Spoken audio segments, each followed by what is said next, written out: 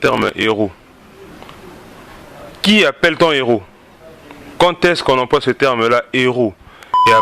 Parce que, Oyo Basalaki, martyr de l'indépendance, le 4 janvier, Zalaki Lumumba. Que les gens retiennent ça bien. Bato yo bandimai kokufa, batangisa makila na bango, ezalaka bilingi, bazalaka na ba ajo abiso ngana yo. Soki Lumumba, nem ta kotaki biso na erreur. Comment expliquez-vous que na 1970-80, to comme plus qu'Afrique du Sud? Ozomona sikoyo, que ezalaki nango trop toté.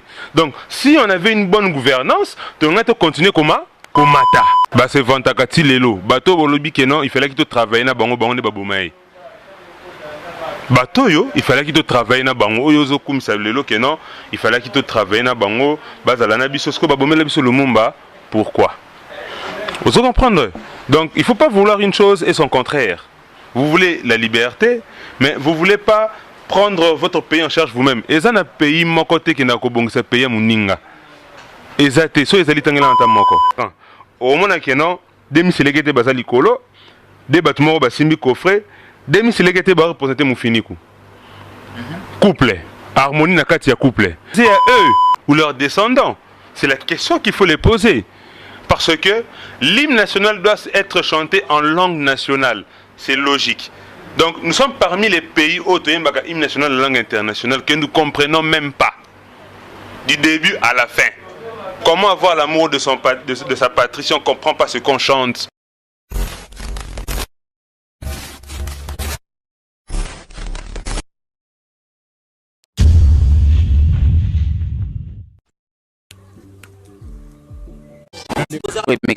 Si faites abonner et de m'expliquer, bienvenue encore une fois de plus.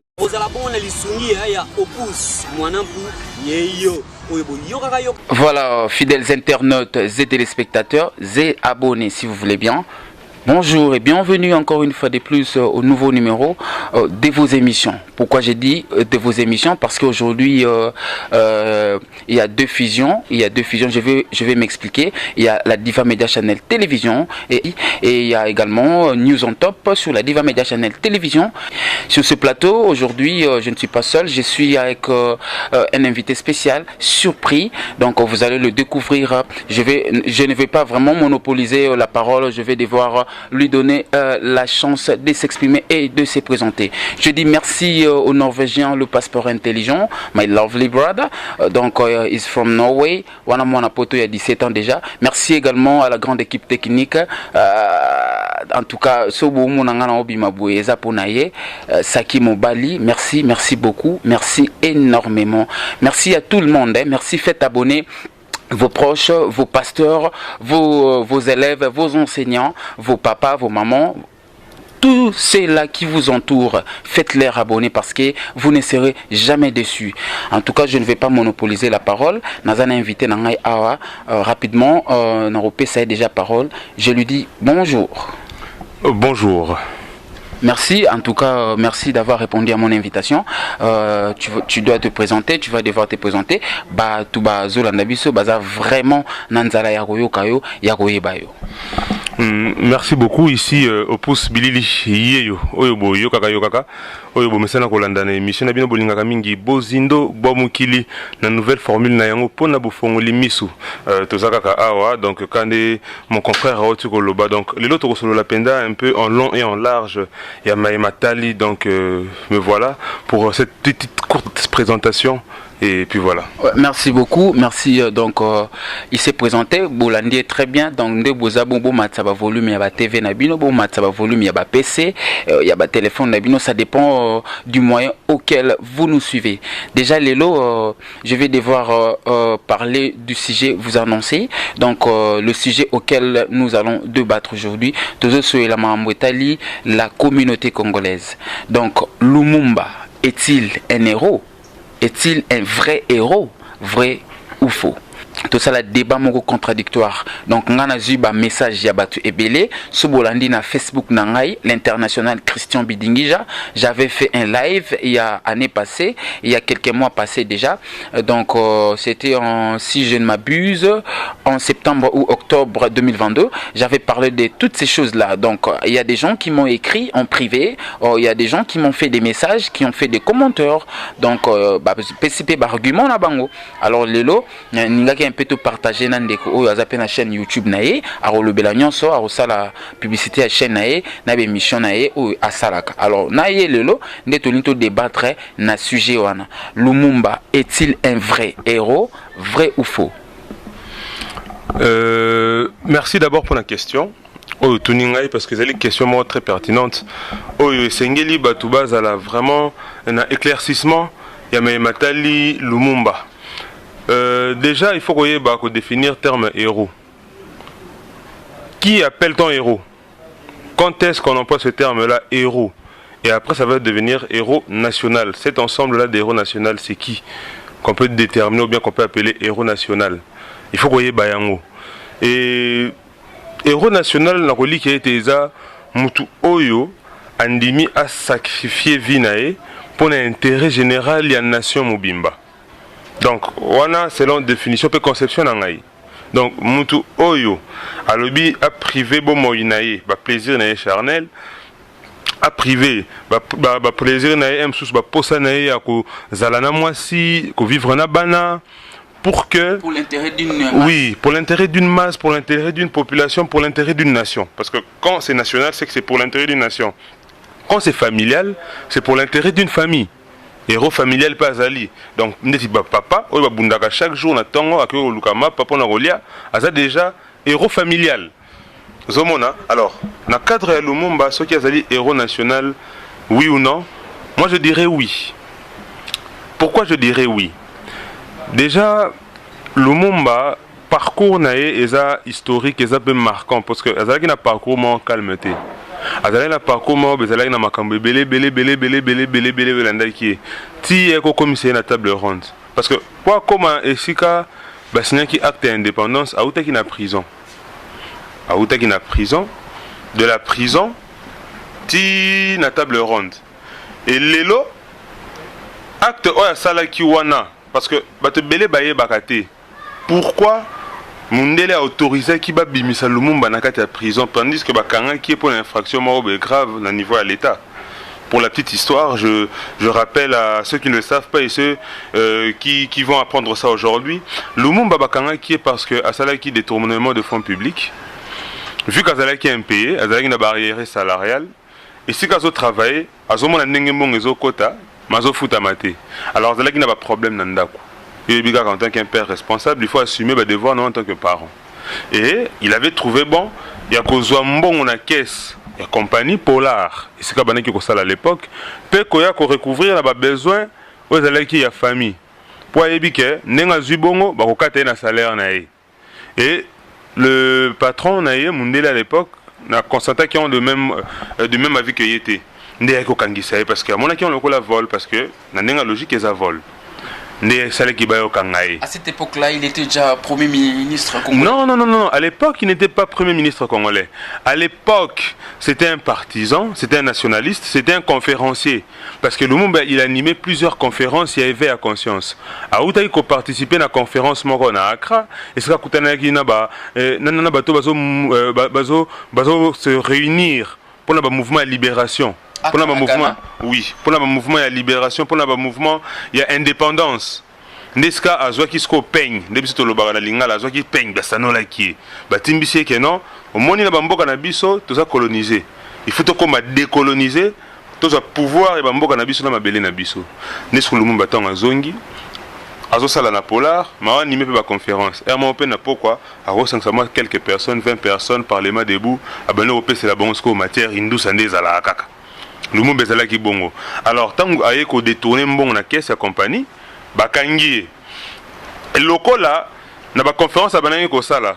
Akomaki déjà influent dans le milieu politique. Il savait tisser des liens avec plusieurs politiciens, notamment les Mbomboko les Kasavubu, les Bolikango, ainsi de suite. Oh, toyebi. Et comme ça, là, que retenir qui, bande connaît, on a surtout, oh, il y a politique, retenir qui, faculté, moro topé, le moro, ben important chez Lumumba, c'était son audace, son courage, et puis son intelligence et sa sagesse. Pourquoi dans le Bibongo? Lumumba Bakangi en a à prison, on peut pas indépendance. Le 4 janvier 1959. Le 4 janvier 1959. Bande konanga bolandanga bien pour balobi ceux qui okosepela mukolo mwana oya botamaka to kosepela mukolo mwana bimaka na maternité. Non, li qui était mukolo mwana botamaka déjà jour okosepela. Exactement. Alors, biso indépendance na biso botamaki jour nini? Et botamaki le 4 janvier 1959. Qu'est-ce qui s'est passé? Ils allaient qui na match avec club contre Mikado. Avec club équipe, il y a des pauvres, il y a des démunis, il y a des noirs. Mikado équipe soutenue par Mundele. Alors, vivre trucage na match wana. Avec club et Opola. Supporter ça avec club Balobi, Tozonga, lokola Topoli na biso. Donc il ne fils que koyoka meeting à Kasavu parce que Kasavu il fallait qu'il a annoncé meeting moko dans les après-midi. Voilà le 4 janvier 1954. 59, excusez-moi. Oui. Donc, le 4 janvier 1959. Voilà. Alors, Kasavu il fallait qu'il ait annoncé meeting. Et le gouvernement provincial de l'époque avait jugé bon, il y a qu'à annuler meeting wana. Ce qui n'avait pas plu aux partisans de Kasavu.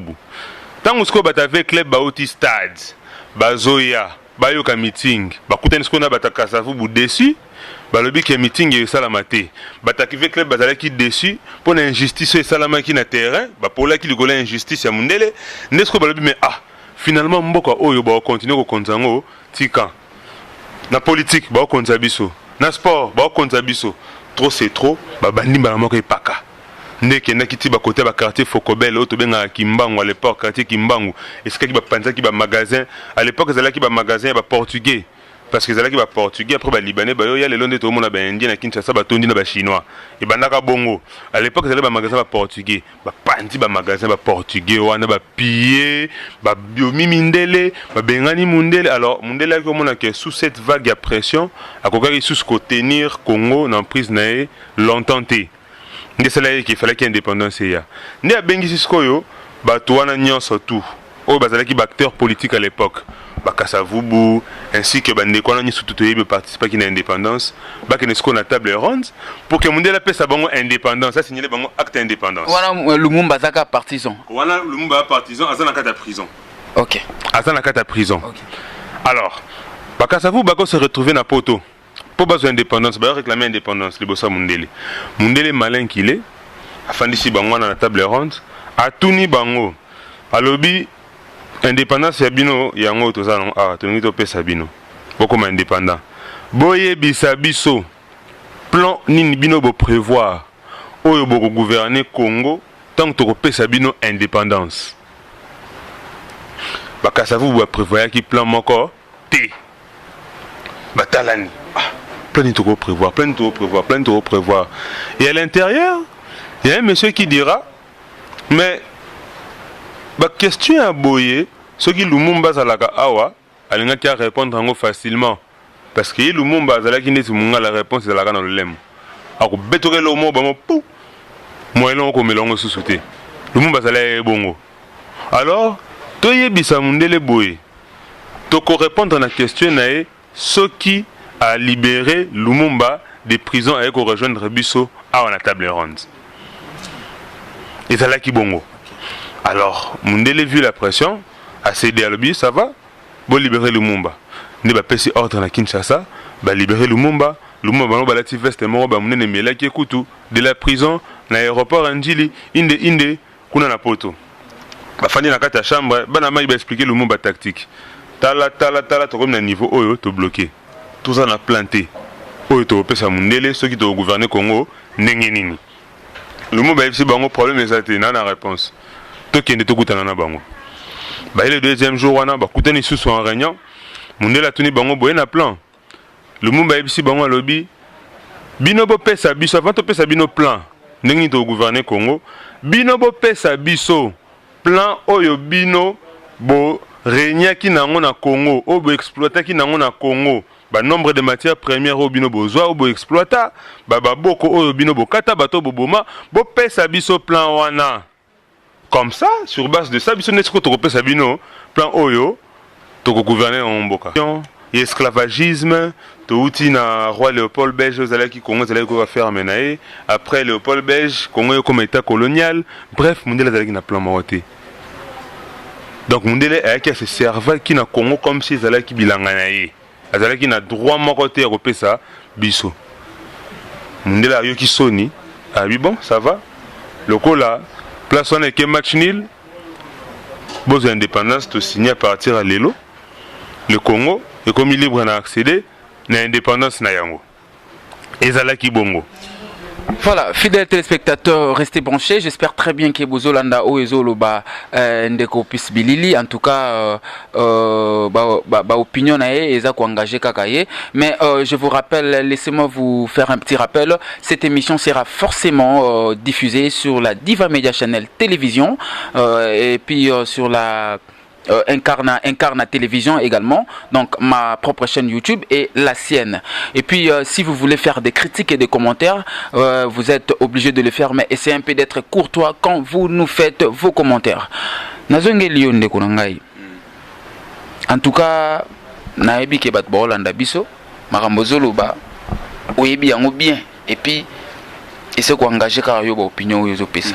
Mais ngai dernièrement, nazu ba commentaire na ba message à batu balobi baboyi babi Lumumba ce qui lelo oyo peut-être na Congo to tikalo betsa ta coupe d'Afrique moroté ata coupe du monde moroté na Congo oyo mboka na mise kota na système électronique té eza pona Lumumba parce que il a été pressé ya ko renvoyer Mindele pour ne pas dire chasser Mindele parce que on est chassé les animaux pour renvoyer Mindele ko senga indépendance avant ezalaki avant ba pesa même exemple balobi botel exemple ya Mandela Nelson Mandela azwaki indépendance Afrique du Sud et c'est indépendance na 1990 si je ne m'abuse 1990 1990 voilà 1990 bien sûr que oui et puis lelo Afrique du Sud et les États-Unis d'Afrique selon ba commentaire à battu donc Congo toza musique Afrique du Sud et sa coupe du monde ba Messi ba ya ba superstar wana nyonso ya ba footballeur ba ya na Afrique du Sud donc voilà ba oui ce qui le au Congo za na baisse c'est parce que Mindele na Congo bazala raté parce que Lumumba déjà pesa bango kanda abenganaka bango yango moni lelo Congo makambo ebele to lela lelo to finga Fachi mabe to finga Raïs mabe to finga Banane mabe Lumumba n'est pas un héros national. Oui, Bazan a raison, ou peut-être Bazan a tort, Yakoloba Bongo. Raison pourquoi? Raison parce que bah évité. Donc quelqu'un qui est ignorant, ou condamné était parce qu'il a évité. Tort parce que à Koki Kolobate et l'Okoye a maîtrisé té. Déjà au départ, ce qui Afrique du Sud est joui indépendance en 1990, c'est parce qu'Afrique du Sud est pesé qui indépendance assez à pression. Oui, et l'organisation des salariés qui ont cédé à Afrique du Sud. C'était Bélève. Bélève au Bazala qui n'a marre, il y a apartheid. C'était une division. Donc, on a RDC Zalaka qui est Gombe, Kalina, ceux qui ont commis 17h30, yo noir au courant à droite et à Gozala na Gombe, Bako Beto Fimbu. Na Moka no Moko. Donc il faut pas mon aka mindele na mindele. Ce que vous noir c'est que vous avez makolo, vous avez un vélo et pas na yo na ndako. 18h sur Bakutio Fimbu. Et l'apartheid c'était ça, une ségrégation raciale. Donc Mindele basali coin na bango zone de confort, batiki ba noir na coin na bango place à souffrance. Mais si ka Mindele ba fandi bato bazo tongango et ça ba noir. Ozomona et ba élève ya Soweto. En tout cas, milimo na bango pe manakimi esika bazali ba bima na nzela ba manifesta Mindele beta ba massage. On a bazala qui pressé. Bon, mais oui, au moni, il y a un adage qui dit il n'y a pas de bénéfice sans sacrifice. J'espère très bien que côté on a et ça significatif parce que tout bakoufa ba victime bakoufa ba martyr ba bima mais quand même aujourd'hui ça ne se fait plus. Et puis aujourd'hui sur le plan infrastructurel, donc sur le plan infrastructurel, construction il y a Afrique du Sud, c'est trop beau ce pays. J'étais en Afrique du Sud, donc c'est trop beau. Donc bilo monsieur c'est sengi bato bakufa bato basouffrir mais po mboka na bango ebonga lelo il y a des sud-africains il y a ba kalat eza ba meti ya bato mwindu na mindele bato balobi ke biso pe lelo so Lumumba bengana ba mindele te tonga tozana ba congolais mindele ba congolais ba meti tonga to botana bango ba komi pena ba congolais puis Congo linga za la poubelle te pour lelo Congo ils disent que ça poubelle d'Afrique ça veut dire ba salité ba typhoïde mindele place aza atazaki raciste il qui duré pendant longtemps il senga kaka ke non bango bakufa batumsu bakufa excusez-moi ancêtre na biso ba Lumumba na bandi manon souffrance batokala bakufa pour lelo na ba 2023 oyo peut-être tonga to mona ke non Congo peut comme beta à Coupe du Monde, Coupe d'Afrique, Congo est bien construit, Congo batu bauta libanda bazoya, bazo travailler na Congo, batu bauta États-Unis, des aïna kala, ba Cameroun bazoya otanga, ezala resouté, au mona na kala ndenge ezalaka. Oui, mais on peut permettre à répondre. Voilà, j'ai pas fini. Parce que elo que Salamaki na Soweto, et elo que Salamaki pe na 1959. Parce que bah oyo ba salaki martyr de l'indépendance le 4 janvier, Zalaki Lumumba te. Que les gens retiennent ça bien. Bato yo bandimai kokufa, batangisa makila na bango, ezalaka bilingi, bazalaka na ba ajo ya biso ngana yo. O balaba que trop c'est trop. Ezalaki Lumumba te. Pe ezalaki une année avant Lumumba que se retrouver na table ronde.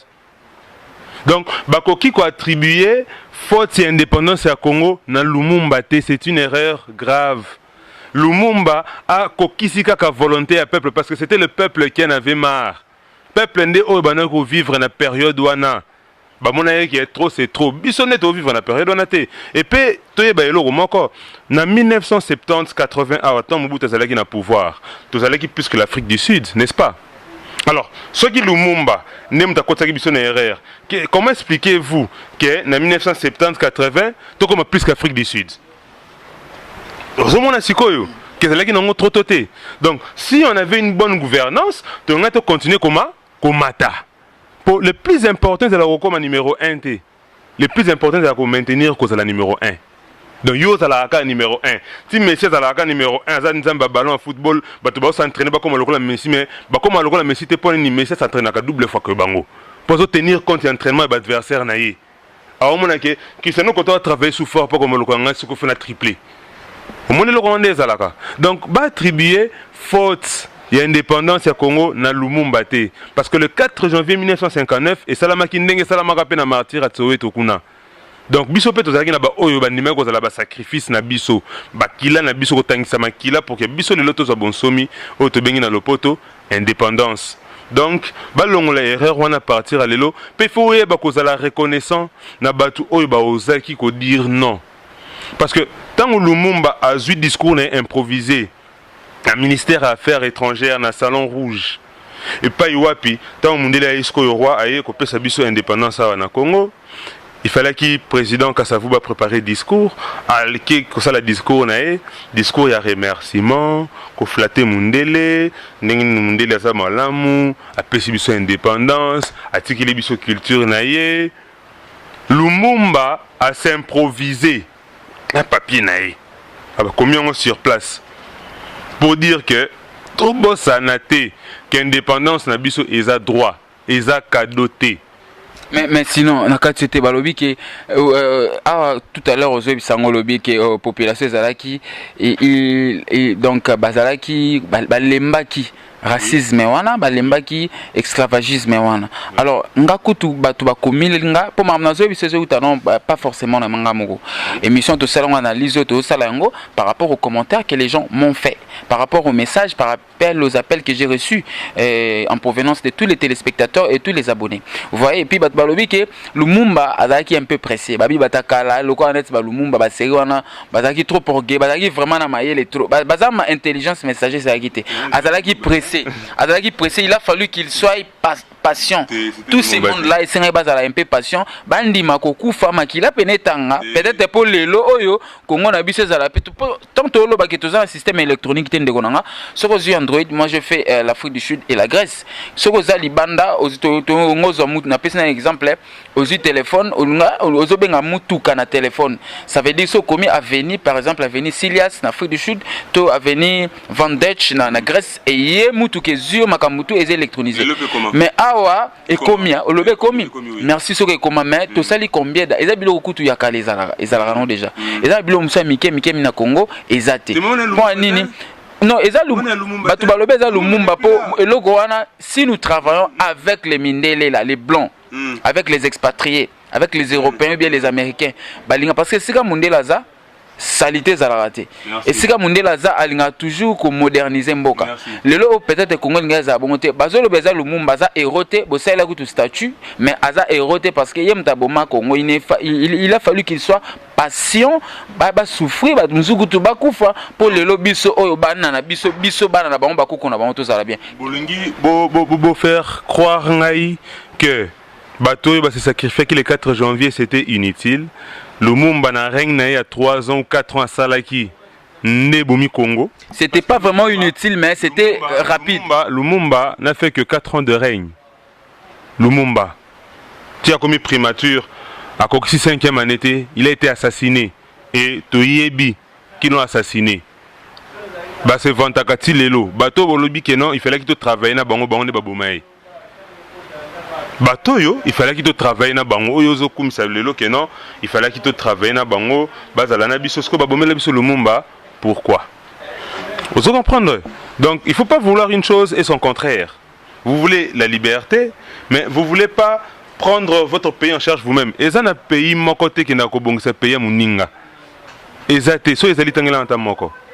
Parce que les lots par exemple l'Afrique du Sud, la minorité qui sont riches, ce sont les blancs. La majorité, n'a pas moyen de vivre, ce sont les noirs. Parce que les lots n'ont limité que en Afrique du Sud, la classe noire, plus riche que les blancs en Afrique du Sud. Les lots, entreprises à minene, en Afrique du Sud, ils ont compagnie à Bangomo Mindeli. Entreprise à minene.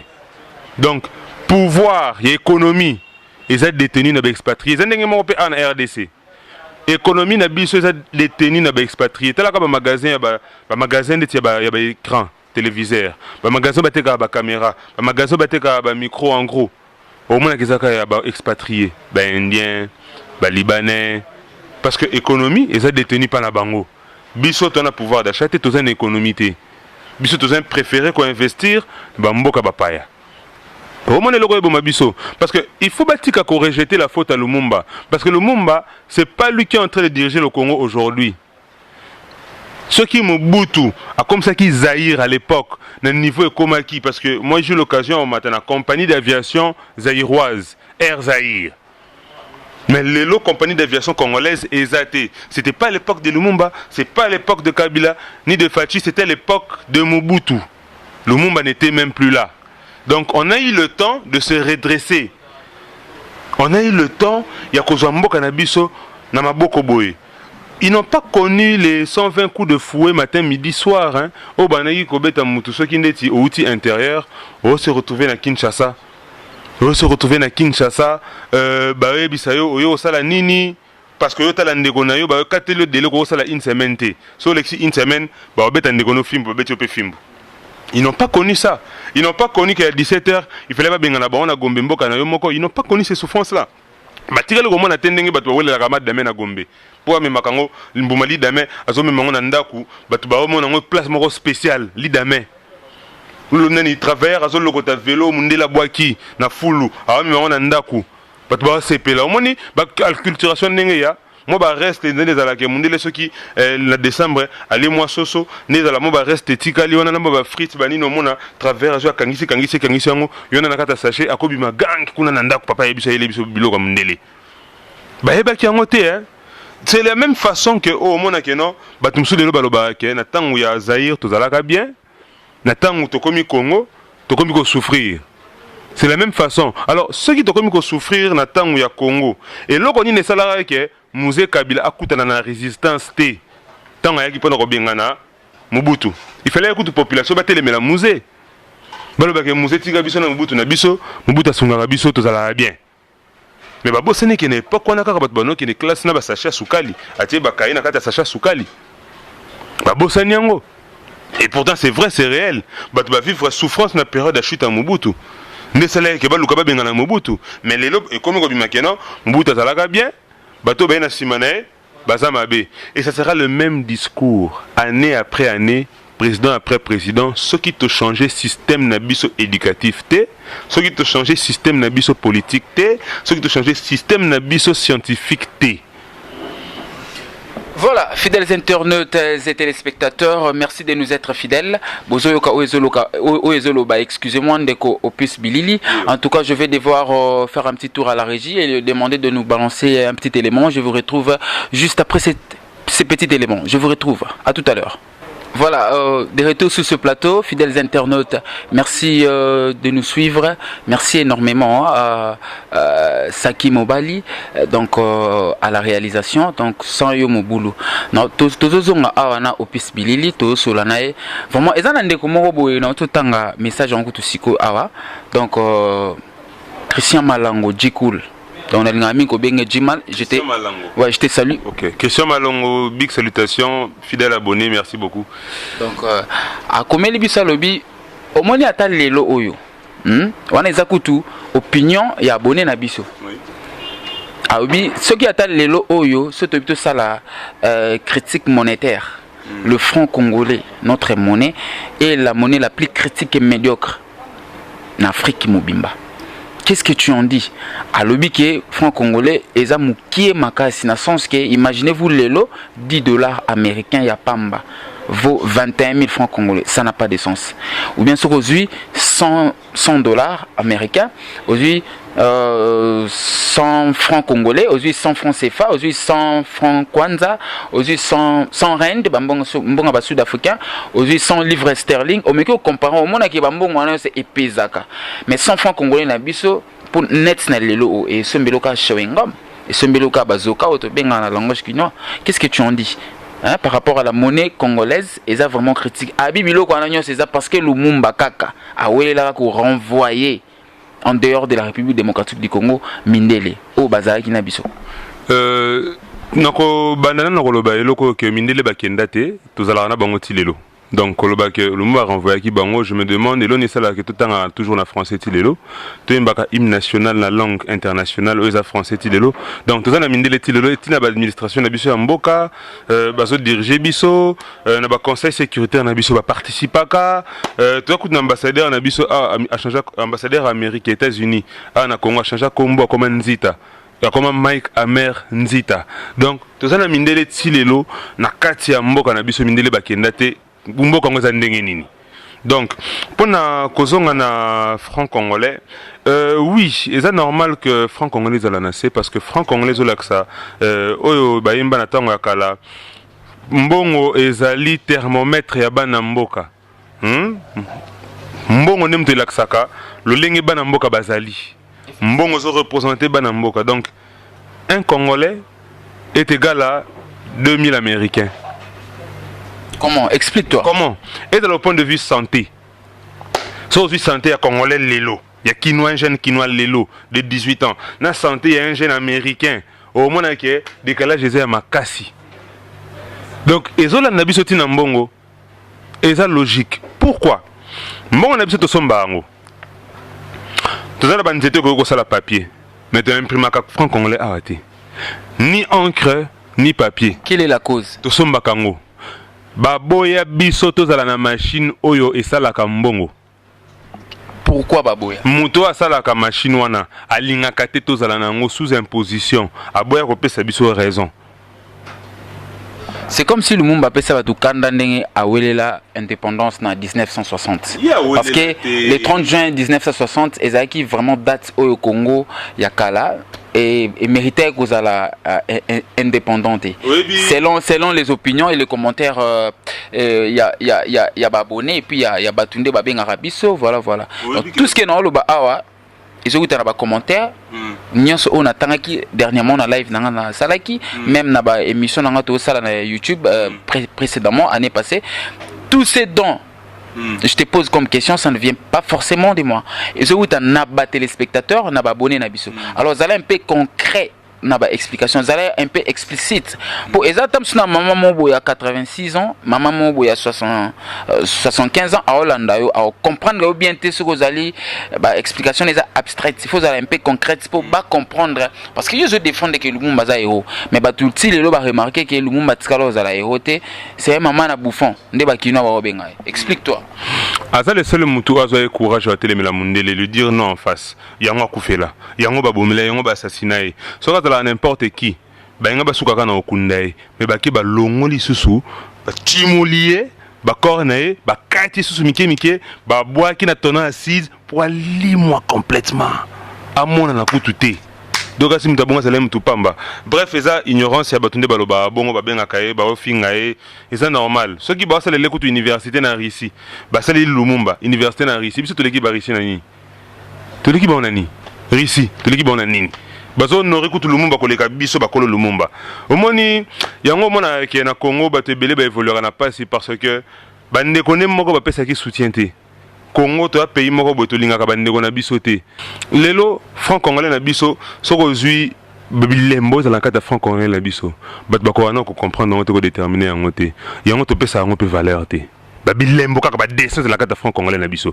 na bito na billet moko 1000 francs na na tie défi na batu nyonso o bana ba billet ba franc congolais na banda kuna bango tangu to komaka 100 francs même so ko ma prix eloko ko ma ngo ndenge nini 100 F na C pour l'accent franc congolais mais pourquoi na elembo ya mboka na biso batika ka 1000 F okola que ça va mona est-ce que va remona qui bon bim saka ba monga na ba poche na bina franc congolais donc selon opis bilili alobi awa on a que excusez-moi franc congolais batika ko ma FCT ba komaka F 1000 francs quelque part awa so vous ba 1000 francs na ndaku bo tala bon on a que ba komika ka 1000 francs ba komi FCT et c'est dû à quoi ba komika ka F le franc c'est la France. Le franc, ça représente la France. Si c'est en Angleterre, on va appeler ça dollar. Ou bien livre sterling. Si c'est en anglais. Vous comprenez? Donc, ceux qui utilisent les francs, ce sont ceux qui sont des communautés françaises qui sont dirigés, leur pouvoir monétaire est dirigé par les Français. C'est ça, le franc. Vous comprenez? Un peu au monde qui a commis Banque centrale du Congo. Mais on a la République démocratique du Congo. Mais on a commis Banque centrale du Congo. On a commis Banque centrale de la République démocratique du Congo. On a commis Banque centrale du Congo.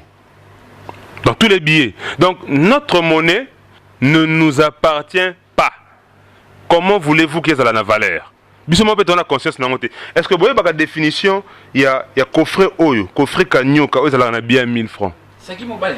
Vous avez le wangwa. Les gens appellent ça bino secret pour nos couple, au besoin de biso. Bino ba jeune couple, na chaque couple ba problème ils ont raté. Et moi ko swana, même celui comme moi boyo yebité, mais incompréhension mo botika bongo.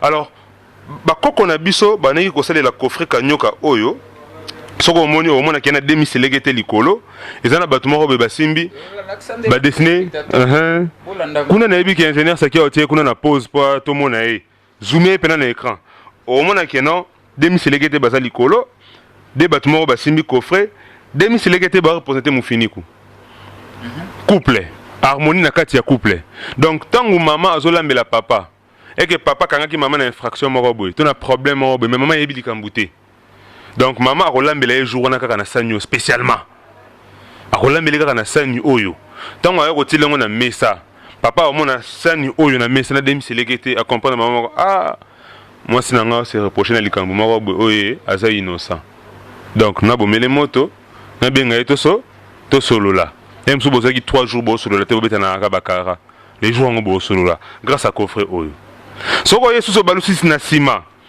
omona chaku perroquet. Pourquoi perroquet? On a so balusi 1000 francs. 1000 francs, bien 1000 francs kaka on a bien 1000 francs. Soko baxi perroquet. Omona ke perroquet azane elembo ya liberté, elembo ya indépendance, elembo ya bonsomi parce que oui, parce que chaku abotaka banana boumbuté. Donc chaku so kangeli otikila na 50 ans, otikela se reproduire té. Aussi longtemps qu'on va l'enfermer dans la cage. Pour l'ingita mon abana ne batika na souffrance. Donc biloko oyo batang sa biso na ba classe.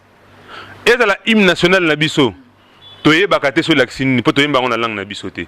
O mona mona yembela yo parler la ber, nous bâtirons tout n'est qu'à parler la ber ane la kisinini so ko répondre yo. Musubo yebso manteka, musubo yebso mwamba. Or que so toye me on a lingala to comprendre nango.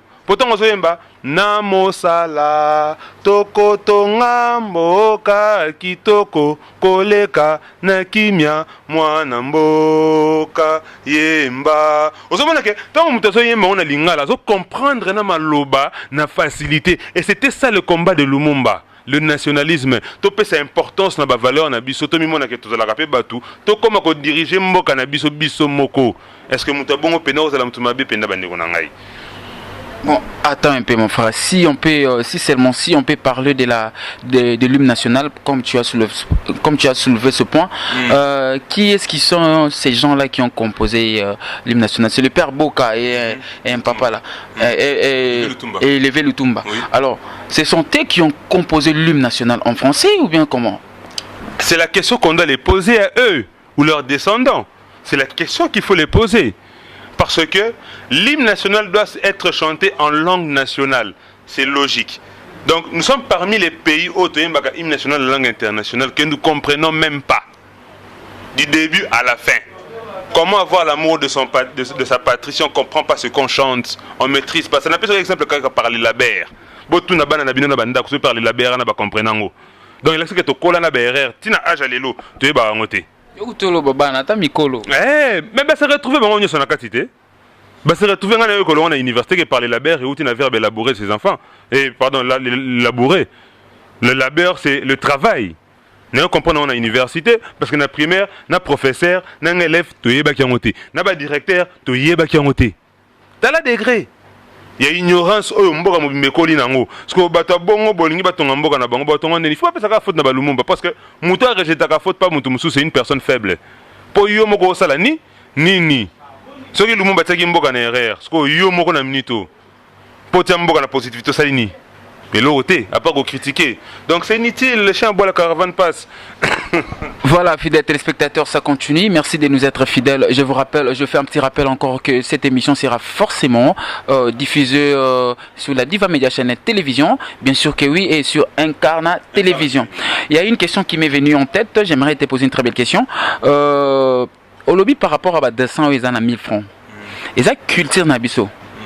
N'est-ce pas? Mais là, tu as dit que expliquer biso que 1000 francs ils ont français ils ont bisoté bonaboume ils ont bango ou pas na bango et fone laxi France ou bien je sais pas moi quoi France oui. Alors culture na ba cheka culture na biso pona ko bomende sou comment biso pona ko masquer biso po ba tia mundele so ba tia longia Charlemagne au moins te comme des problèmes so ba tia longi ya Constantinople ba so ba tia longia reine Elisabeth au moins te comme problème. Mais attends donc bah masquer biso, c'est leur travail, c'est-à-dire quoi?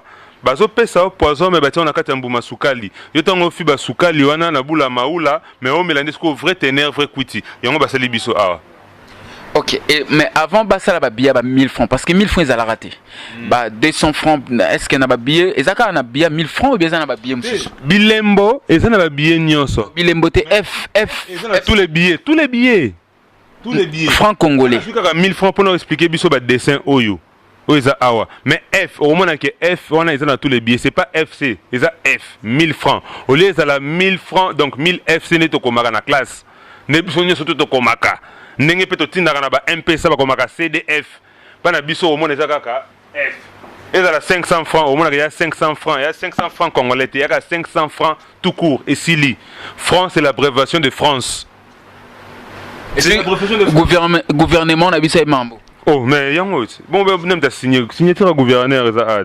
Oh kabedi ce pénal signature na yango les contrefacteurs punis de servitude pénale yango. Donc Fachi Béton son excellence monsieur le président de la République donc comme respect place aux Alina Pesombote le couple présidentiel maman Denise Nyako également donc makambu ndeko opis bilila zoloba awa bino bozali Fachi azali le père de la nation yozali la mère de la nation. Est-ce que vous êtes au courant de ça?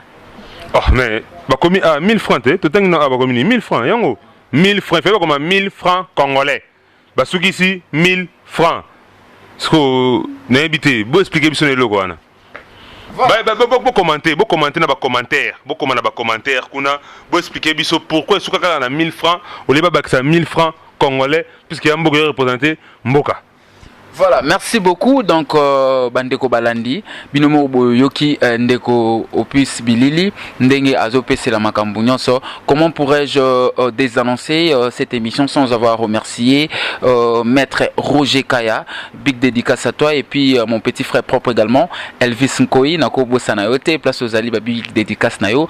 Je salue, je fais un gros bisou également à ma petite fille chérie, je l'appelle Borussia Mouchengle de Batch, la millionnaire inconsciente, bébé Christiana Bidingi. J'ai un gros bisou, papa t'aime beaucoup.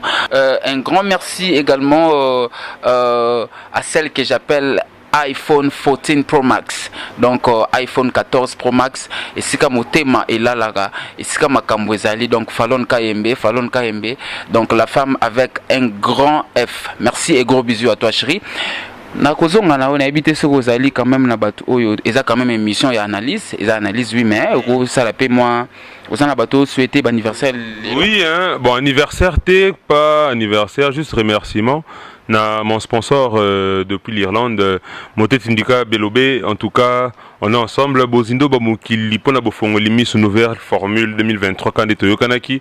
Donc ma solezo banda kalamingité na chaîne na biso ya sika kalamingité to ko annoncer bino na ba réseau pe na chaîne pe na ba page na biso o batu tout baza abonné ba yebi déjà balanda biso na kozanga te ko remercier pe lisusu l'ingénieur Saki de Zoom o azali ko zoomer on a bien le caméraman et réalisateur du Saint-Esprit toujours frais. Donc mobile Moulaï 2 mètres l'homme aux yeux bleus et en tout cas bambote sigozali na kozanga te ko pesa mbote lisusu na mon ami toujours de tous les temps Matayav, donc le chef coutumier à groupement Matayanvu et Sigazali Bomassi mbote Sigozali le millionnaire homme d'affaires pour une unité na batenyon so oyo ba yebinga en tout cas bambote Siga Bozali na bike bozé belé bokangela candidat te ça bino hein yo bino bobikande zalaka donc TV Lingonga donc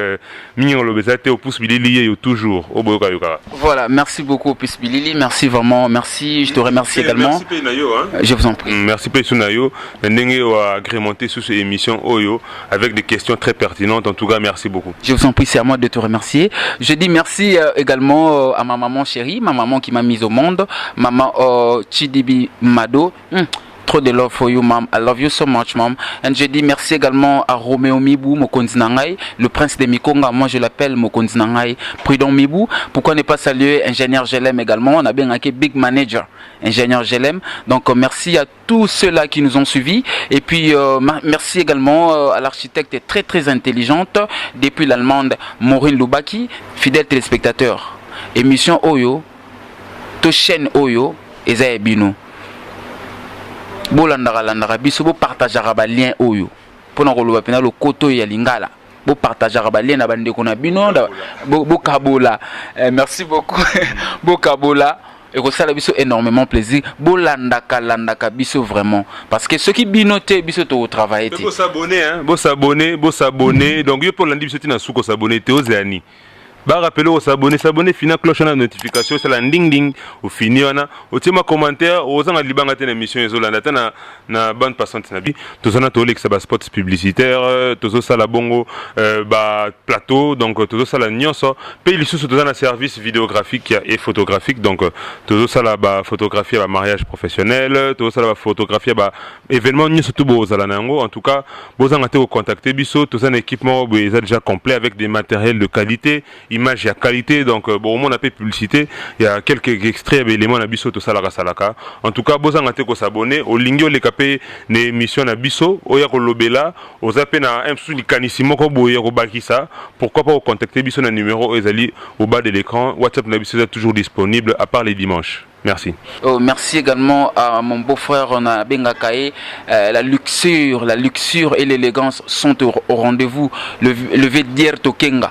Didier Kenga, donc merci beaucoup pour tout ce que tu fais, excusez-moi. Donc Saki Mobali, professionnalisme oyo et l'équina professionnalisme yangomoko. Donc je vous dis on va rester branchés, je vous retrouve au prochain numéro, restez branchés. Merci.